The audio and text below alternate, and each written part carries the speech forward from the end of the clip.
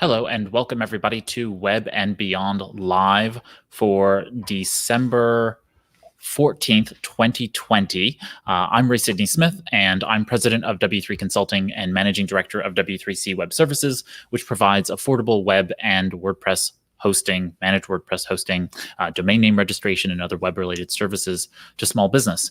And Web and Beyond Live is my opportunity each week to come to you and talk about digital marketing, productivity technology, sometimes cybersecurity, like we are going to talk about today a little bit, and other things that are affecting you as a small business owner and trying to market and manage on the web and beyond. So if you have questions, feel free to throw those in the chat if you're watching the live show. And today, what we're going to really be talking about is some really all kinds of breaking news and new things happening this week, kind of all mashed into one episode. So this is going to be kind of a fun episode. The U.S. government was hacked in a months-long espionage campaign, it turns out. And I just want to talk about how that affects SMBs and what you should do. The Facebook has an antitrust case against it that was filed by 4 state and territory attorneys general and the FTC inside the federal government. And so we'll talk a little bit about those details and how this affects Facebook usage for SMBs in 2021. Then I want to talk a little bit about the economy and how the first COVID-19 vaccine was given here in the United States. And so as vaccine distribution commences, just my thoughts about what's going to happen in terms of rollout. I have some news that are some miscellaneous items that I wanted to cover, and then we will close out with some announcements. So we have quite a bit to cover today, and so I'm excited about this. For those of you who are my Jewish friends out there, happy Hanukkah.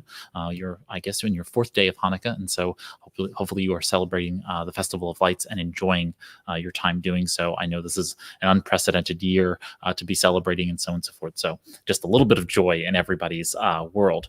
I wanted to start off with discussion about this U.S. government hack and what is going on there. And the Financial Times had what I found was kind of the best coverage on this. So I wanted to kind of bring that up and just have a quick discussion on this.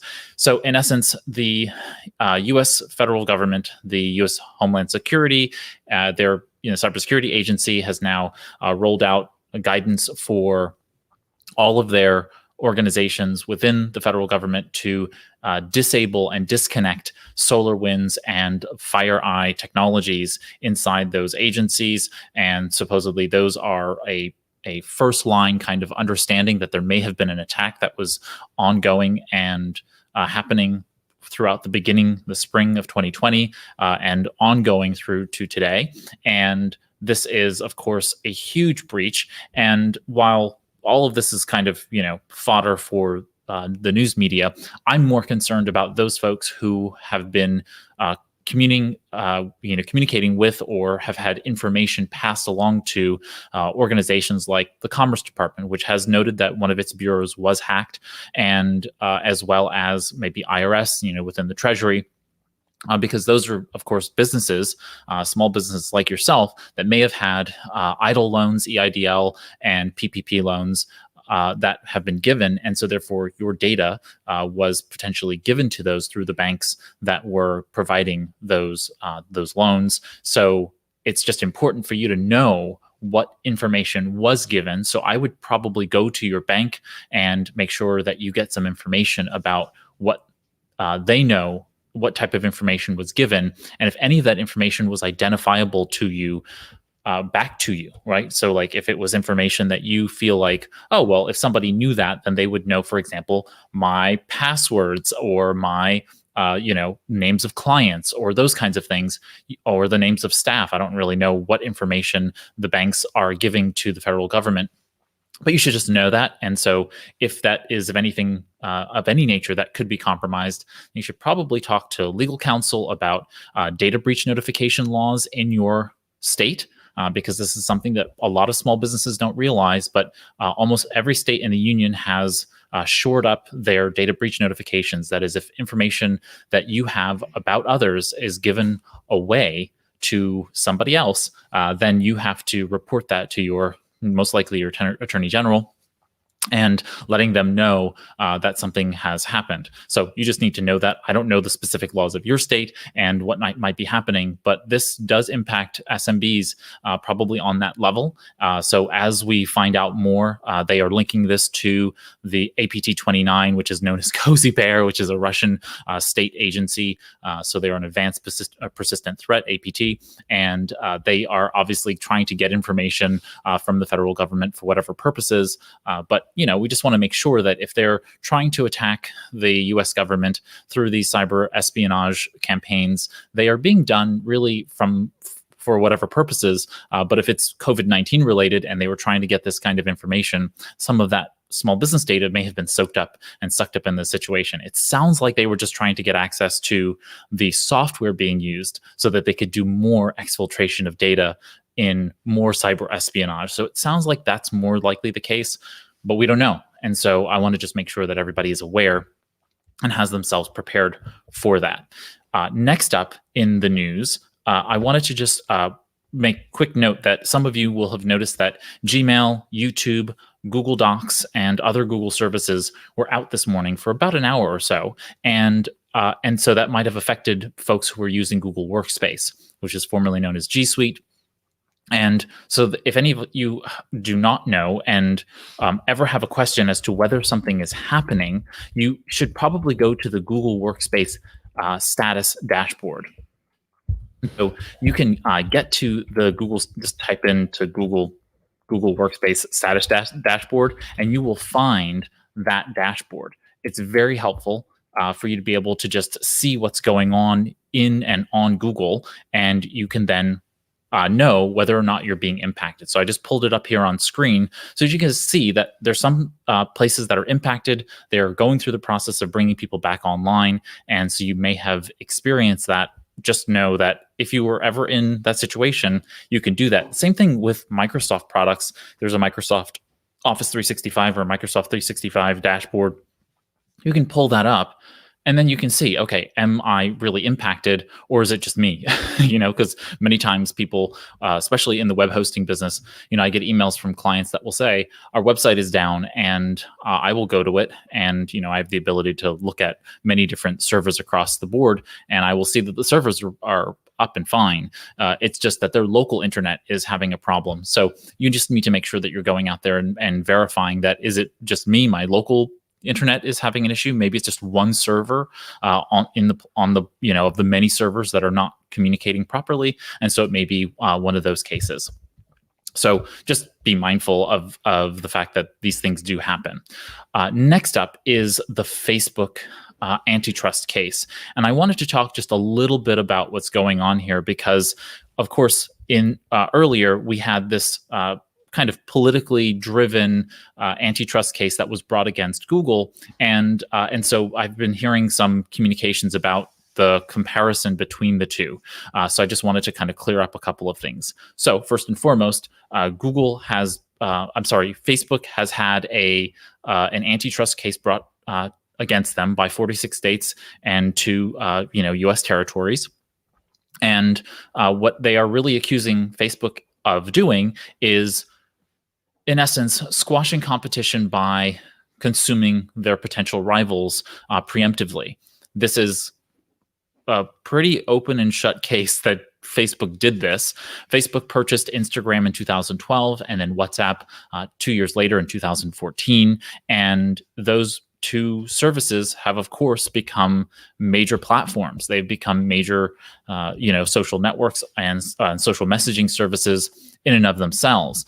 And so what we're really seeing here is that Facebook is going to see a challenge coming into 2021 by the FTC and these 48 attorneys general, and we'll see what happens. Obviously, the impact is going to be minimal at the beginning of 2021 for you. As a small business owner, you can continue doing what you're doing as normal on Facebook, Instagram, and WhatsApp. But if Facebook does, basically start to defend themselves, which they will, we're going to start to see some of these pieces of the puzzle. For example, near the end of this year, as I talked to you about, Facebook has started to combine Instagram messages in the background with Facebook Messenger. And we're going to see more of that happen with WhatsApp messages being combined into those two protocols. They'll be basically bound together soon. Well, we're going to have to start thinking through in the early part of January, February, March, as we see the case making its way forward. And really, that's just initial defenses, because this is going to take years to bear out.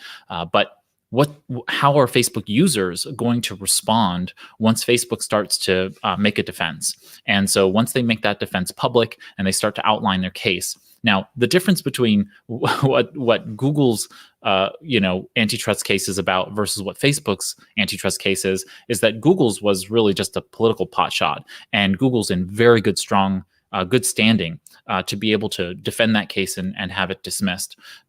In Facebook's case, I don't think they have that option. From reading the case so far, the best I can see is that Facebook is guilty.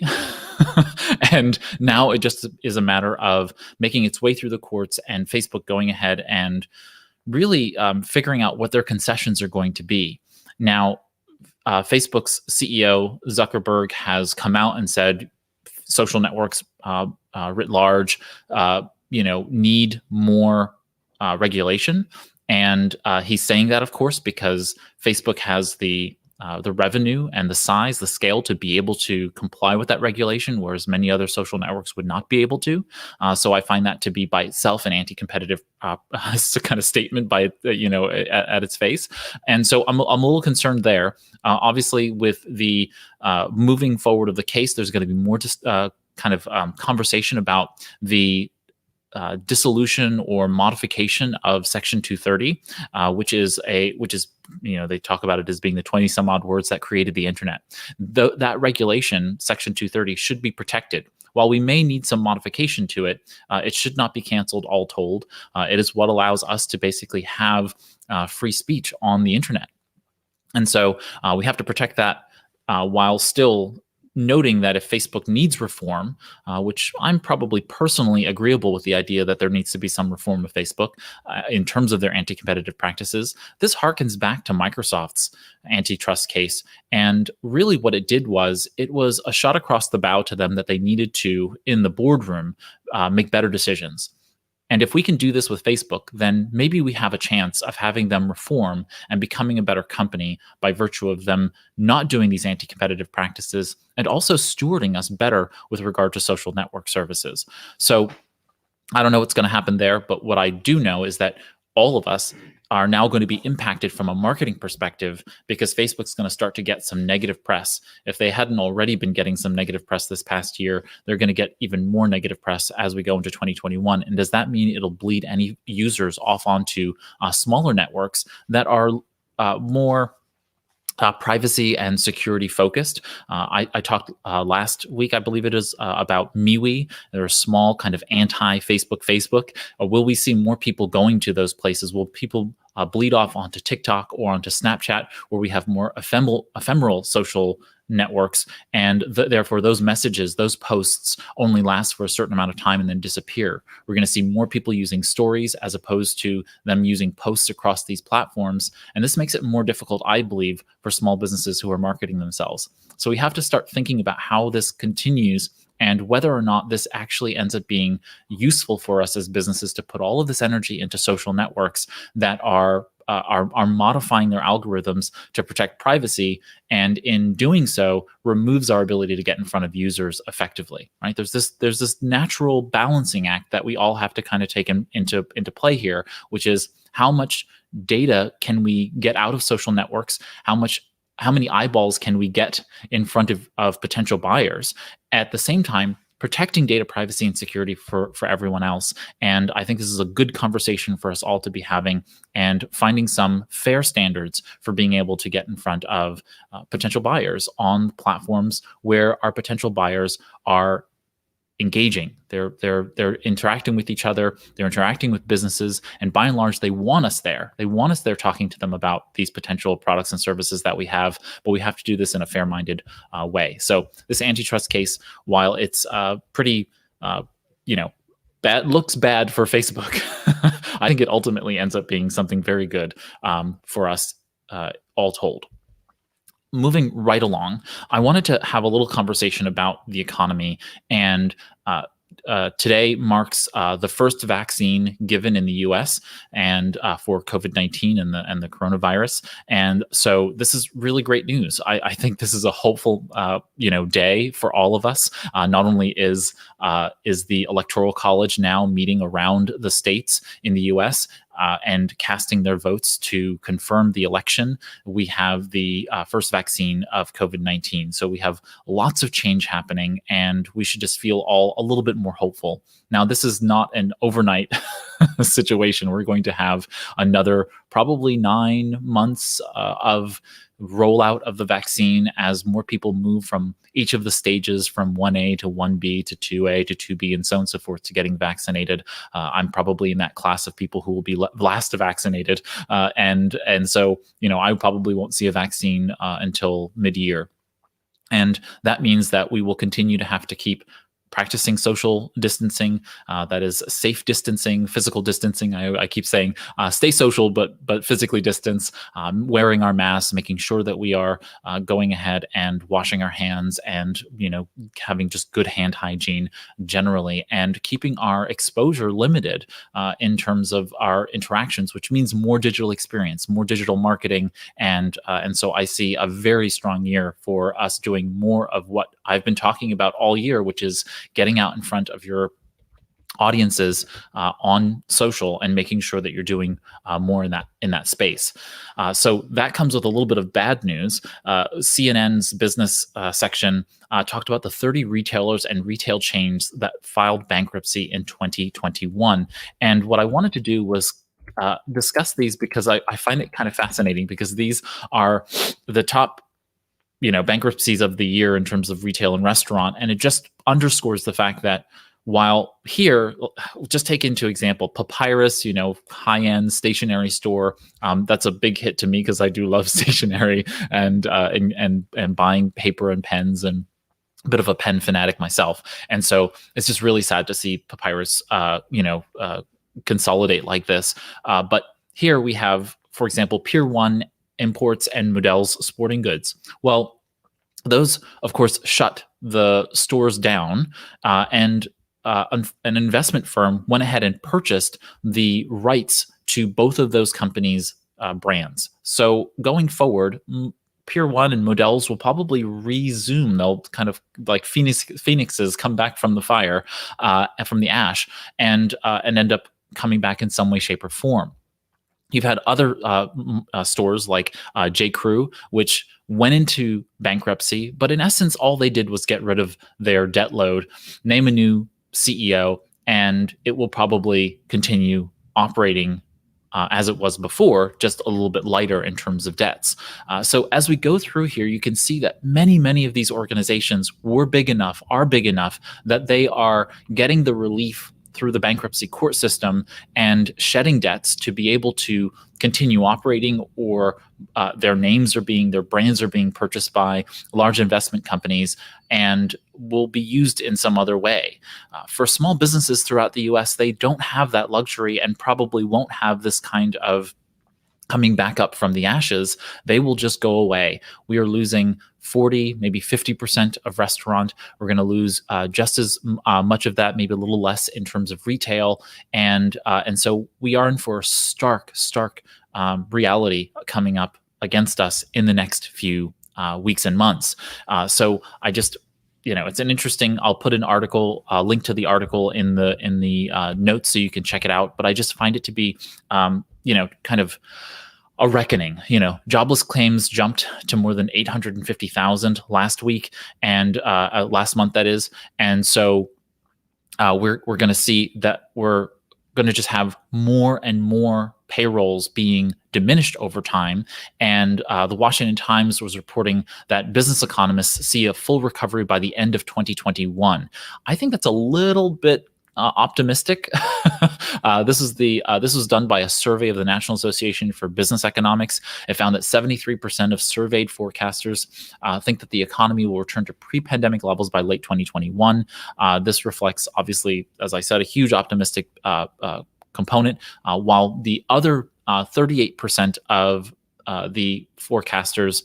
I don't know how they have 73 and 38, because that obviously is more than 100%, but I'm guessing whatever their statistical algorithm allowed for that. But it said 38% of them said they thought a full recovery could occur by before 2022. I'm thinking that we're going to see a little bit longer of a recession than that. We're gonna see a little bit of bloodletting occur a little bit longer into 2022, and then hopefully we'll see some remnants of that just peter out over time. This, of course, means that more, as I said last week, more small businesses will be coming onto the horizon, because as more payrolls get cut, more of those people will be starting businesses. They'll be going out there and becoming solopreneurs and micropreneurs. And while that's all great, they're being forced into that position, and so they're not actually prepared to start a business. They're doing it out of necessity, and that puts them in a difficult position as well. They also noted that we're at our largest 2-month budget deficit in the federal government. The Treasury announced that the U.S. ended their fiscal 2020 with $3.1 trillion in budget deficit. While we can get into an argument over whether or not that even makes any difference in the U.S. From a true economics perspective, I'm not going to wade into those waters. But it did note that U.S. wholesale inflation posted its smallest increase in 7 months as the coronavirus continues to hit us. It said the producer price index rose to only 0.8% in the past year. And so that means that, obviously consumer confidence is just holding. I can only say just holding. I don't know what it's holding on to, but it's just holding. And I think that as we see more and more payrolls cut, we're going to see more of that consumer confidence diminish, and greater economic disparity show its face here, at least in the United States. And that's going to be really difficult, because if you depend upon small purchases in a retail environment, for example, some of those smaller purchases are going to start to fall away as people start to tighten their belt. So just start to keep that in mind. How can you bundle items in a marketing perspective to make them greater value and more affordable, so that you can sell more at volume rate? Start thinking about how this is going to affect you in the next 3 months as we start to see more cases mount and more deaths mount, more payrolls cut. We're going to see a much grimmer picture over the next probably 3 or 4 months before we get back to the spring, and hopefully some of those coronavirus cases start to lower for us. So we have to be very, very mindful of the fact that we're going to see consumer confidence and certainly just the general tenor of the country respond to the unfortunate circumstances that we're in. Even with the new White House administration coming into play, it's going to take them some time to get themselves in order. I think I heard that President-elect Biden is talking about the idea of 100 days, of mask wearing, kind of pushing folks to have this kind of thing. And I hope that people are wearing their masks and are doing all the things so that we can actually reduce this virus, so that people can actually not have as many lockdowns and as many, of these forced shutdowns of these areas where people are needing to be out and spending money. So it's just an unfortunate case.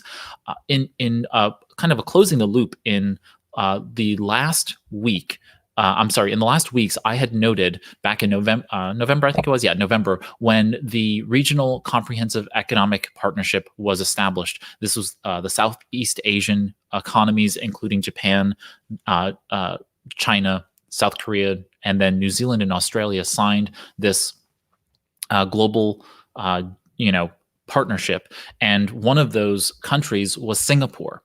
So Singapore signed into it, which solidified this, huge, third of the global GDP free trade deal, and something that I've been watching for several years. Now, the United Kingdom and Singapore signed a post-Brexit free trade deal, and this ends up being worth about 23 billion dollars, USD.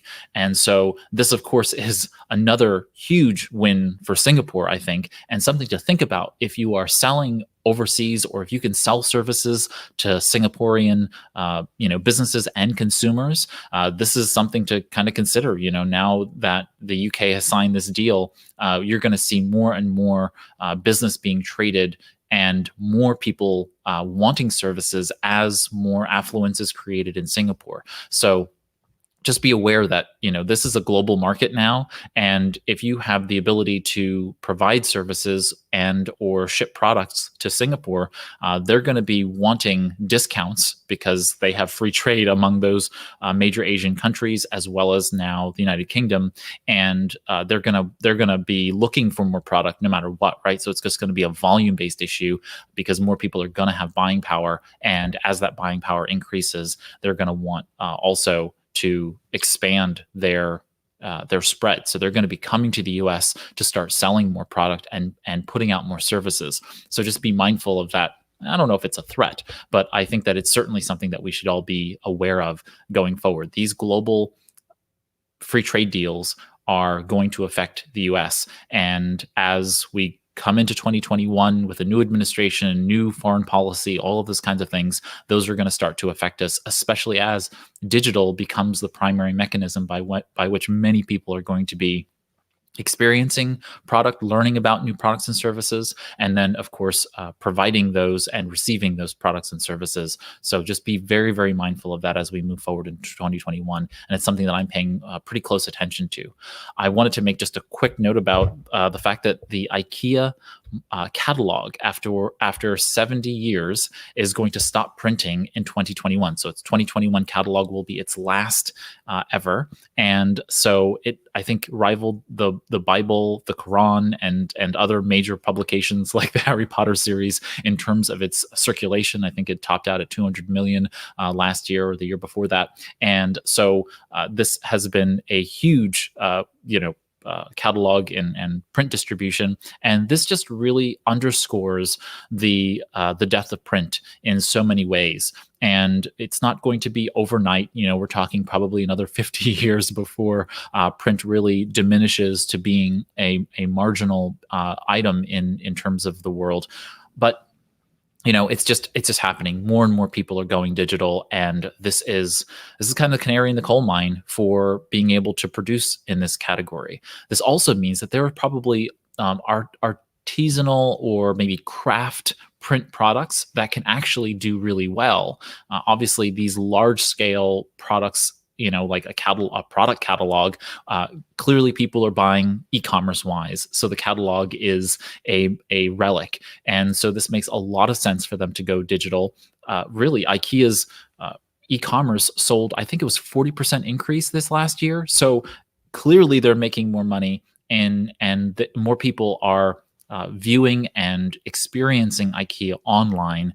Not solely, but probably, especially considering the pandemic going into 2021 and 2022, when people go back into stores, they will still probably go to IKEA, but do they need that physical print catalog? No, it won't be available. But that means that more and more people will be just going to their website to experience it. And you then need, if you have a product and you need a product catalog, then you need to make sure that product catalog is online and it's a great experience for people so that you're not losing sales.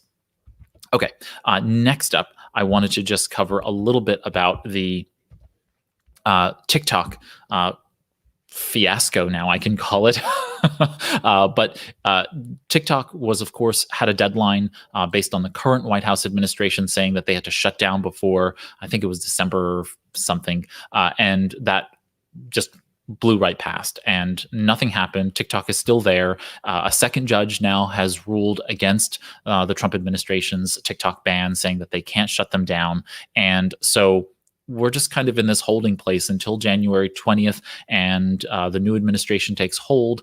In essence, TikTok will continue to operate and continue to go. Now, again, this goes into the factor for me, which is that TikTok continues to gain a hold in terms of people's interest in it. But at the same time, they're being challenged by multiple platforms that are bringing on new features that mimic TikTok. We had Instagram with Reels. We now have Snapchat with Spotlight. We noted last week that YouTube Shorts is being tested in India and will likely start coming out into the US soon, which I'm presuming is something akin to Instagram Reels and TikToks, in essence, TikTok videos, short form video. So just be mindful of the fact that we're in this place where TikTok's reign may be great in the short form video space and may be around a while, but we just don't know. I honestly don't. I'm in that space where I think that TikToks are probably a fad, but I'm very much okay with you if you think that you want to go strong on TikTok and do that for a while, as long as you know that you're going to really have to quickly move with the cheese. Make sure that you're collecting emails through whatever strategy you're using.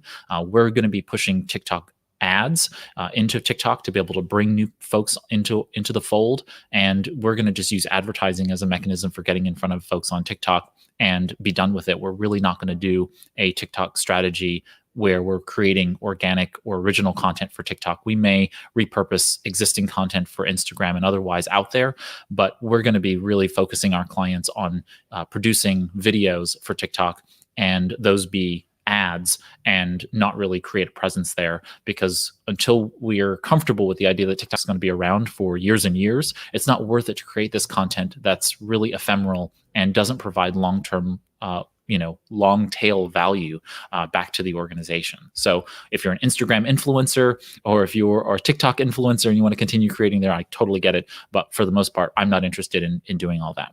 A couple of other little closing the loop items. Nextdoor. If you don't know what Nextdoor is, Nextdoor is a hyper-local social networking service or social network service for neighborhoods. So you can create a claim in essence that you live in a neighborhood and then engage with your neighbors in that space. They started in 2008, so they are an older company in that sense. They've been around for a while.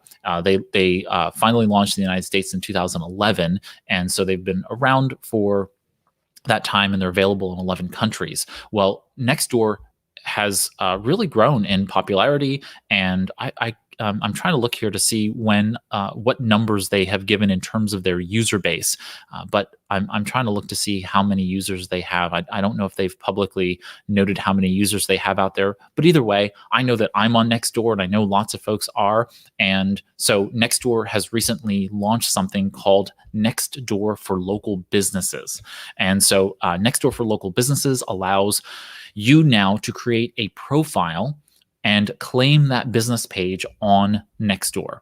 This is, I think, really great. I mean, again, it's just giving us a new ability to be able to post onto a platform where eyeballs are, which are local people looking for local services. And now you're able to go ahead and do that. So this is challenging, really, Facebook to some extent. Greater challenge would be to, say, smaller networks like Alignable, maybe to some extent those folks who are on LinkedIn and trying to find local buyers through LinkedIn. And so just know that you can go ahead and now create a business listing on Nextdoor if you fit the categories that they want you to go ahead and do. So they verify your address, and then you go ahead and have a business profile, and now you can post onto that profile for folks to be able to follow. So just know that it's now available out there. Nextdoor does have their own advertising platform for being able to advertise on the platform as well. I have not dug into that too much, but here goes a free opportunity to be able to really distribute content that you're producing on, say, Facebook and other places out to another place where there are eyeballs. So just be aware that now exists. And then last but not least is a little bit of news around Pantone. So each year Pantone puts out a color of the year.